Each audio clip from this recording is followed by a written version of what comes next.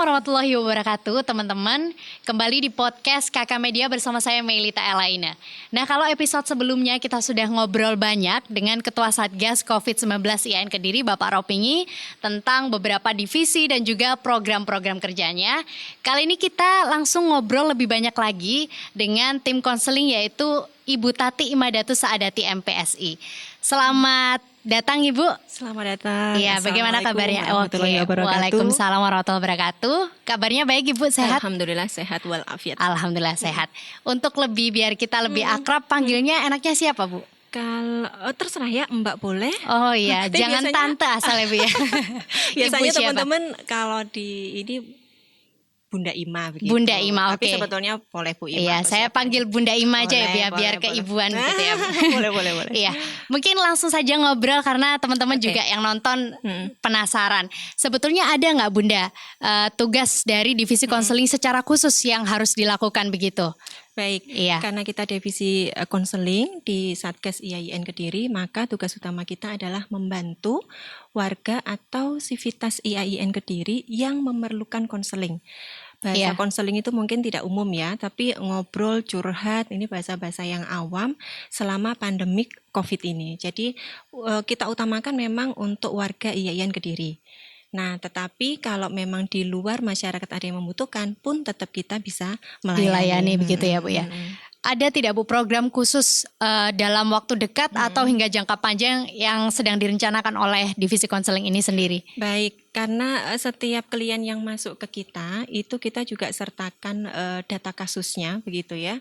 Kemudian juga ada form yang harus diisi mengenai keadaan keluarga dan sebagainya, sehingga nanti mungkin ke depannya setelah terkumpul seluruh kasusnya maka akan kita petakan sebetulnya apa saja sih yang terjadi secara psikologis kepada masyarakat, khususnya yang kita tangani di IAIN Kediri ini mengarah ke arah mana begitu ya. Apakah cemas ataukah cemasnya itu karena coronanya, atau cemasnya karena nggak boleh keluar rumahnya, atau cemasnya karena pendapatannya berkurang, khususnya mahasiswa maksudnya ya. Nah, karena mahasiswa kan banyak yang nyambi kerja juga begitu kan. Jadi arah kecemasannya itu di mana gitu ya, gitu. Itu kayaknya setelah kita kumpulkan banyak data nanti. Oh ya, itu berarti kalau misalnya ada yang curhat Bu, itu berarti tidak hanya langsung dilayani curhatnya tapi harus mengisi beberapa form begitu ya Bu? Sebetulnya hanya satu form saja yang sudah disediakan oleh Satgas IAIN Kediri untuk mengetahui data diri dan data keluarga. Selain itu tidak ada, karena kita ambil datanya juga sudah dari itu sudah cukup. Iya, tadi kan di pernyataan awal sudah dijelaskan kalau ini lebih mengutamakan sivitas akademika. Nah, ini tapi bisa juga untuk masyarakat siapapun atau bagaimana Ibu? Jadi begini, tim kami itu kan sebetulnya masuk dalam asosiasi yang berbeda begitu ya. Misalkan saya psikolog klinis, maka saya masuk di ikatan psikolog klinis. Nah, saya juga punya tugas untuk mendampingi masyarakat yang membutuhkan konseling begitu. Tetapi saya secara pribadi juga masuk dalam tim Satgas IAIN Kediri. Maka ketika itu kliennya adalah sivitas akademika IAIN Kediri, kita masuk dalam Satgas. Tetapi kalau tidak, maka kita masuk dalam program asosiasi masing-masing. Jadi saya psikolog klinis, ada juga psikolog sekolah, ada juga psikolog industri, ada juga konseling spiritual. Jadi kita sebenarnya sudah punya asosiasi masing-masing. Ketika kami dikumpulkan tim ini dalam Satgas, ya kita bernama Satgas untuk warga IAIN Kediri. Di luar itu masyarakat laporannya akan masuk di asosiasi kami masing-masing. Tapi tetap kita layani dan tidak kita bedakan. Oke, itu saya tertarik bertanya ini. Berarti kalau untuk Satgas ini lebih fokus ke sivitas akademika ya Bu? Oh, kalau misalnya ada masyarakat luar yang ingin konsul itu berarti bukan datanya tidak masuk ke Satgas tapi masuk ke itu tadi ya, asosiasi-asosiasi itu. Iya, jadi datanya bisa dimasukkan. Sebetulnya ini menjadi data tambahan ya, data sekunder maksudnya. Artinya bahwa ketika ternyata masyarakat itu menghubungi, berarti memang masyarakat itu punya animo juga begitu ya untuk ikut konseling. Tetapi dasar ketika Satgas ini memberikan tugas pada kami untuk sebagai tim konseling, nah itu lebih pada sivitas akademika. Kita batasi dulu karena kita di luar juga sudah dengan asosiasi masing-masing. Oh begitu ya. Karena tadi kan kalau misalnya ada masyarakat yang ingin konsultasi atau curhat gitu ya Bu bahasanya, itu kan masih tetap dilayani ya Bu. Tetap. Nah itu bagaimana caranya biar masyarakat itu tuh tahu Bu kalau misalnya ada layanan ini begitu? Kita sudah melakukan sosialisasi ya, kita bikin leaflet, kita juga bikin di masing-masing tim kami, karena tim kita juga banyak, kita punya seperti biasa medsos gitu ya, FB dan Twitter dan sebagainya. Nah ternyata satu hari kita launching itu sudah sorenya kita sudah terima, kita sudah ada yang bahkan sebelum ini sah untuk disebarkan begitu ya, itu sudah ada yang mungkin dengar kali ya, sehingga juga sudah ada yang masuk, padahal itu kita belum langsung melakukan sesi curhat gitu ya Bu ya. Betul gitu. Dan karena bebarengan ya otomatis memang kita tidak bisa fokus ya, tapi tetap kita selesaikan sesuai dengan waktu yang ditetapkan. Nah untuk tim konseling ini sendiri sebetulnya disediakan nggak Bu tempat khusus atau ruangan khusus di IAIN Kediri untuk menerima pasien atau klien gitu? Kalau selama pandemi COVID ini kan kita WFH ya, jadi semuanya pakai online. Kita pakai konseling online, terus boleh mau pakai video call atau mau pakai biasa teks biasa, tapi kita prinsipnya tidak bertemu. Oh begitu. Tapi kalau di luar pandemi COVID ini, ketika kita masih diperbolehkan di kampus, kita punya laboratorium psikologi dan di situ kita bisa menerima masyarakat umum atau dari IAIN Kediri. Oh jadi ini nanti bisa berlanjut begitu ya Bu konselingnya, cuman untuk saat pandemi corona ini hanya dilakukan di rumah via online. Betul sekali. Oh ya, begitu. Nah, tadi kan sudah disebutkan Bu kalau misalnya ini malah justru sebelum disahkan sudah ada yang mulai curhat gitu ya Bu. Nah, itu rata-rata apa Bu yang dicurhatkan sama masyarakat? Kebetulan ya, karena saya ini kan baru beberapa hari ya, sehingga kami memang belum kumpul untuk konsolidasi tentang kasus-kasus yang masuk, tapi sebatas yang saya temui rata-rata jenuh berada di rumah begitu, khususnya mahasiswa. Kemudian juga sistem pembelajaran yang sungguh memberatkan bagi mereka gitu, bahkan sampai ada istilah tugasnya smackdown begitu ya. Iya, smackdown. Tugasnya smackdown, kemudian mahasiswa down begitu kan. Jadi banyak istilah yang muncul dan itu menunjukkan memang gejala psikologis yang tampaknya mereka memang cemas atau khawatir atau tidak nyaman. Dan beberapa dari mahasiswa saya murni itu lebih pada sistem pembelajaran. Nah, dengan seperti itu kami konsolidasi untuk bagaimana sistem pembelajaran ini dibuat yang tidak menekan, dibuat yang nyaman begitu, apapun medianya, yang penting ilmunya masuk dan mereka tetap bisa berdiskusi. Nah, itu yang sudah terkumpul data-data sekitar sistem pembelajaran. Kalau masyarakat yang masuk justru arahnya sebetulnya awalnya soal corona gitu ya. Tapi lama-lama mereka diskusinya sudah bukan corona lagi, tapi yang ada gangguan yang lain. Yang itu yang di saya pribadi, karena kita memang belum konsolidasi. Ada tanggapan khusus nggak Bu yang Ibu tahu tentang masyarakat menganggap adanya konseling ini di IAIN Kediri? Sebetulnya rata-rata mereka suka ya, atau mulai memanfaatkan begitu, karena konseling dengan free ya atau tanpa bayar itu, apalagi situasinya dalam seperti ini, mereka sangat butuh kalau saya langsung punya perasaan ini artinya apa ya, kayak aku piye gitu kan. Saya pakai bahasa Jawa nggak apa ya. Apa-apa. Jadi animonya cukup bagus. Tetapi rata-rata dari mereka sebetulnya banyak yang psikosomatis. Jadi psikosomatis itu bahasa sebetulnya nggak ada apa-apa, baik-baik saja.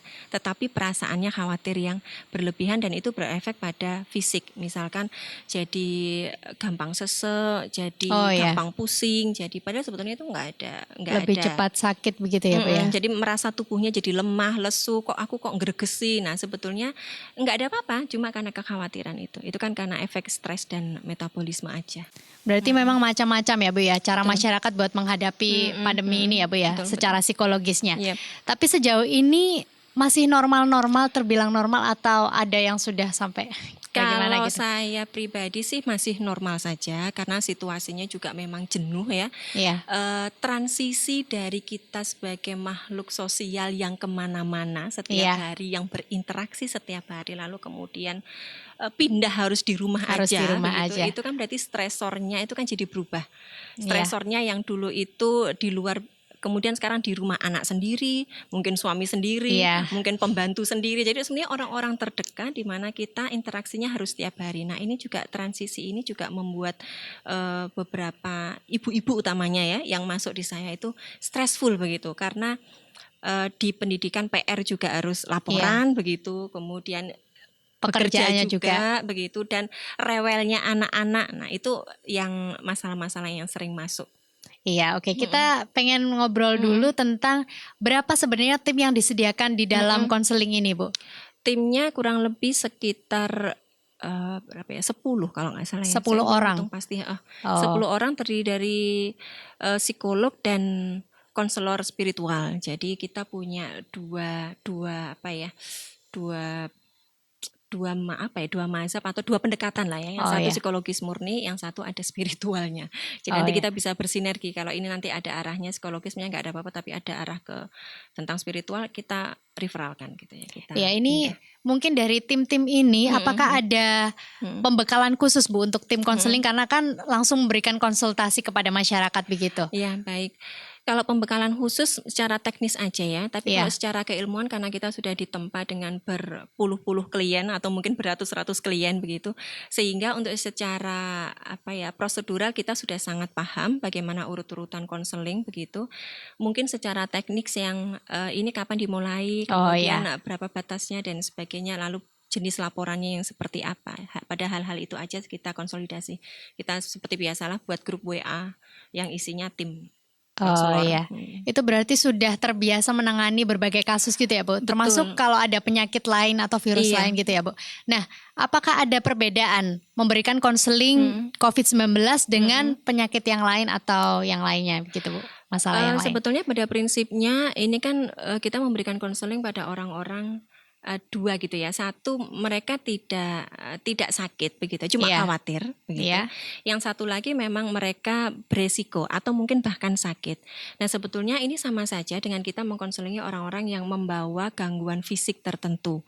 Jadi pada orang-orang yang memang tidak sakit, itu biasanya tingkat kekhawatirannya yang tinggi tentang khawatir ketularan begitu ya, maka kita kasih edukasi, standar edukasi bagaimana menjaga kebersihan dan sebagainya.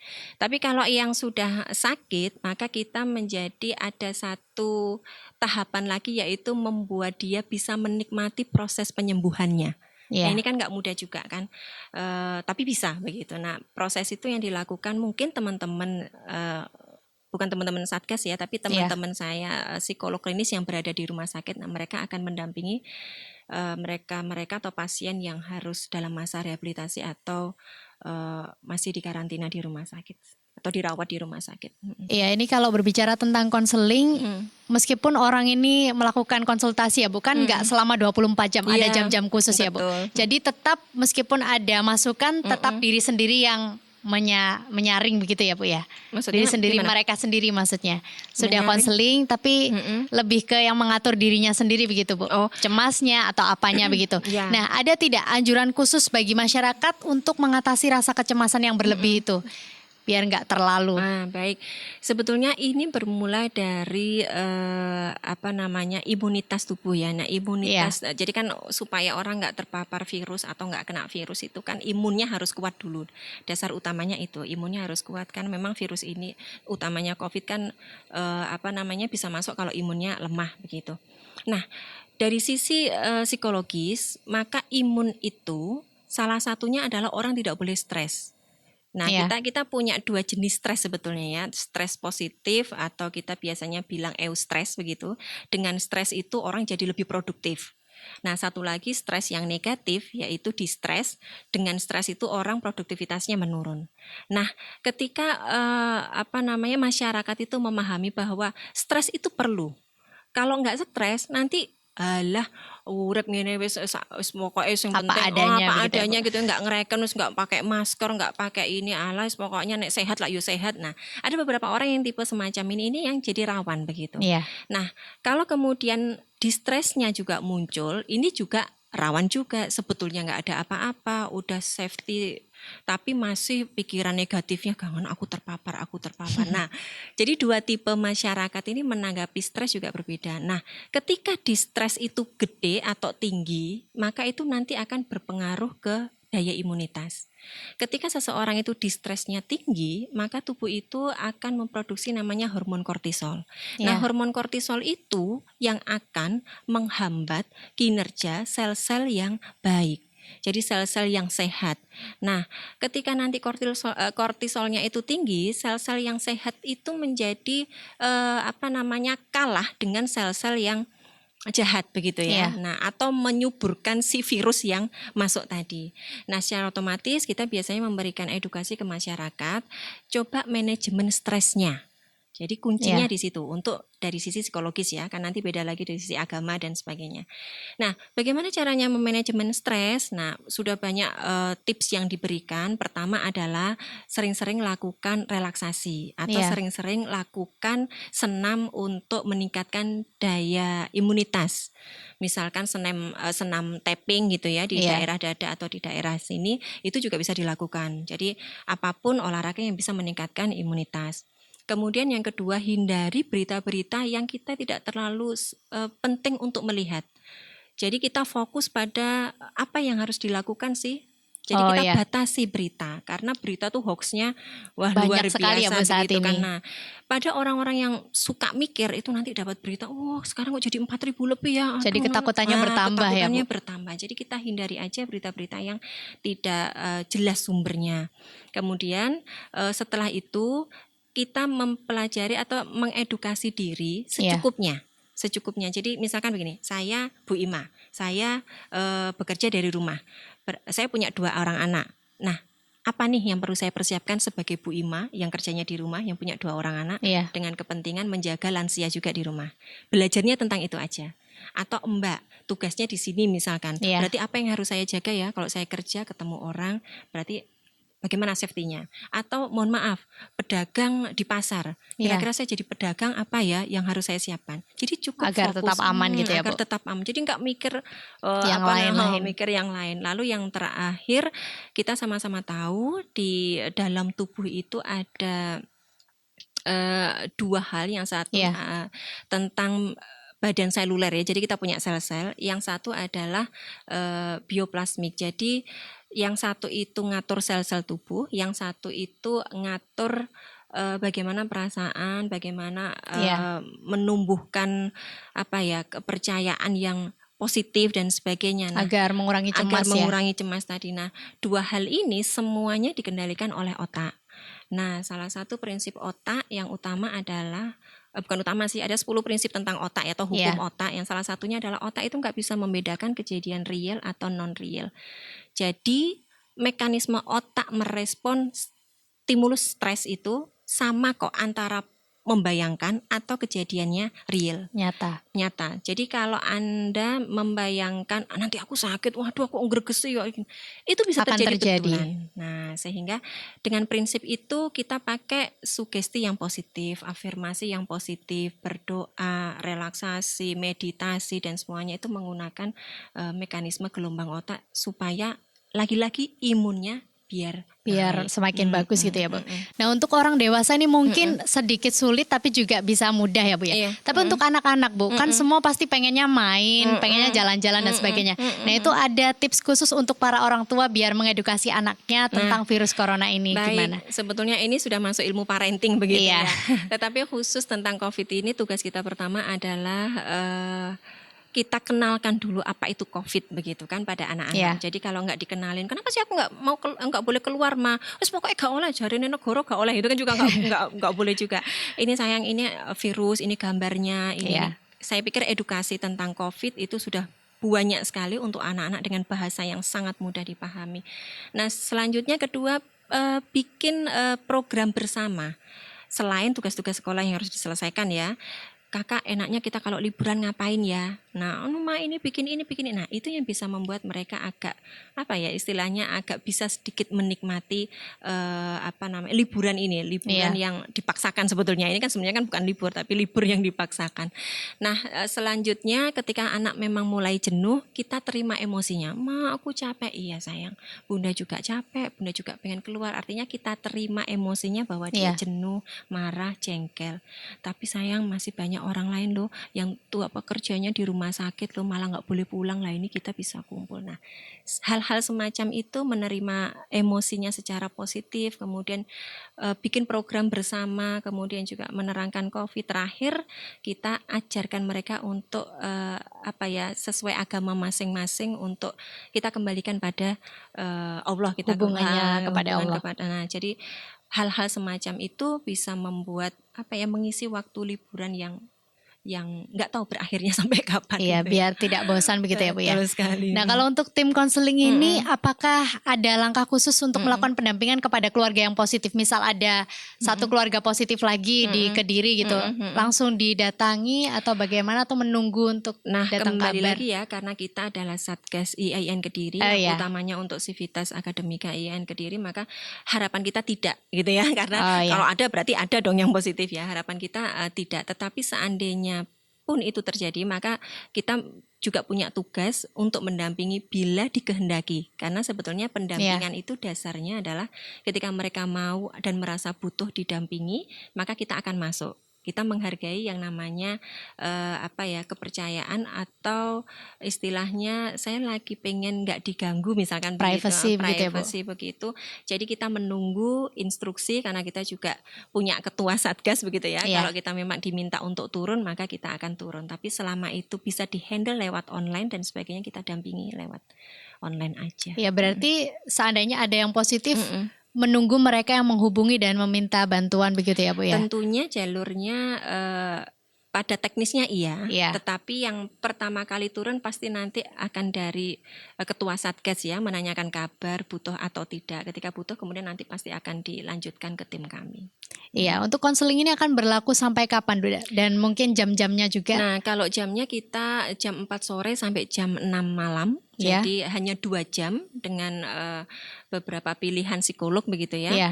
Dan berakhirnya memang kita tidak sebutkan di leaflet ya, kita masih selama pandemik COVID gitu, masih kita tulisi begitu. Tapi nanti kalau misalkan Satgas sudah punya konsolidasi ulang untuk kemudian ini kita berakhir masa menjadi Satgas, berarti berakhir pula program konseling dari sampai tim konseling. COVID ini mereda begitu ya Bu ya? Sepertinya begitu. Kita juga menunggu dari tim Satgas. Oh iya, ada harapan khusus dari Bu Ima selaku tim konseling terkait wabah corona ini Bu, terakhir? Kalau harapannya nggak harus tentang tim konseling ya, kayaknya semua orang inginnya segera berakhir begitu ya, segera banyak, kalau bisa inginnya yang masih sakit bisa dalam kondisi yang sembuh, tidak masuk dalam kategori yang lain. Kemudian juga khusus untuk masyarakat memang melaksanakan physical distancing atau social distancing itu memang sulit memang, tetapi bisa, artinya sekuat apa yang bisa dilakukan, lakukan. Masalahnya ada beberapa yang sebetulnya dia bisa melakukan tapi kalah dengan pengen metu, pengen dolan, jadi kalau memang untuk pekerjaan yang bisa dihandle di rumah, maka sebaiknya dilakukan di rumah. Tapi kalau memang mohon maaf memang mencari nafkahnya memang harus keluar, tidak bisa di rumah, maka safety-nya ya, jadi pencegahan keamanannya itu yang harus diperhatikan. Ya, iya. Oke, terima kasih ya Bu sudah menyempatkan waktunya hadir di podcast Kakak Media. Atas kepercayaannya ke kami. Iya, terima kasih. Dan teman-teman, sampai jumpa di podcast Kakak Media selanjutnya. Saya Melita Elaine pamit. Wassalamualaikum warahmatullahi wabarakatuh.